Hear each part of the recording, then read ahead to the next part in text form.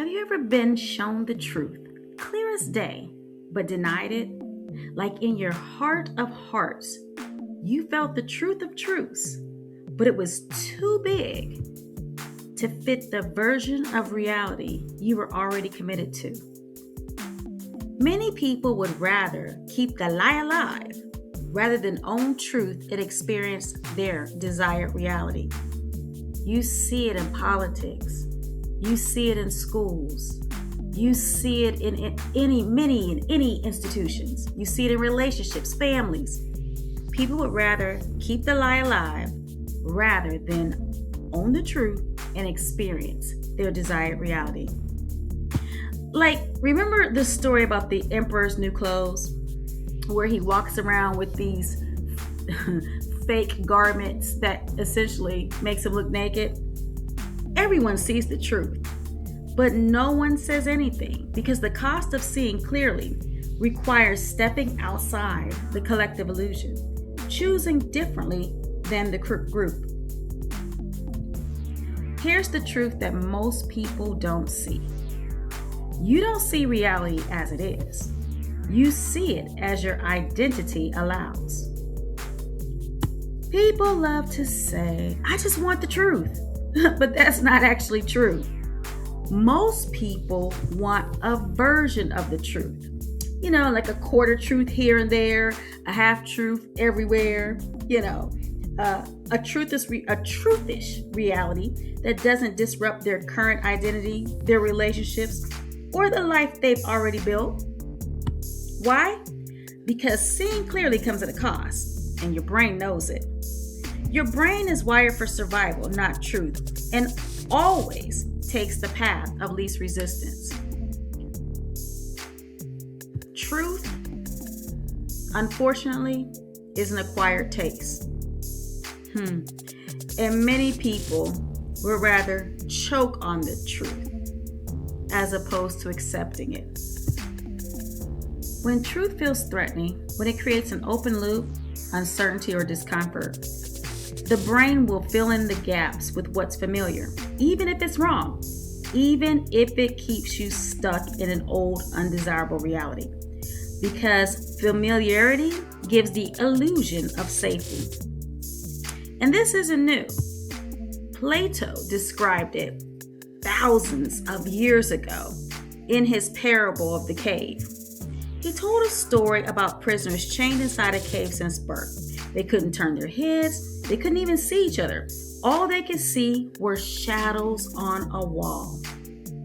Shadows cast by objects passing behind them, distorted, flickering, incomplete. But because that's all they had ever known, they believed those shadows were in fact a reality. They even went as far to give them names. They built meaning around them. They defended them until one prisoner was set free. When he stepped outside, the light hurt his eyes. The world didn't make sense because everything he believed was real. He found out that it wasn't. And for a moment, he preferred the shadows because they were familiar. But over time, his vision adjusted and he began to see clearly, not shadows, but truth. So, excited with his awakening, he goes back to tell the others. And guess what they do? They reject him because his truth threatened their reality. And when truth feels like a threat, people don't lean into it. They push away from it, sometimes violently. That's identity protection. Because your identity is the lens you see life through. And if something challenges that lens, your brain doesn't say, let me consider this. Instead, it rejects it, dismisses it, discredits it, because accepting it just might mean you have to change. This is one reason people stay in toxic relationships and call it loyalty. They stay in draining environments and call it stability.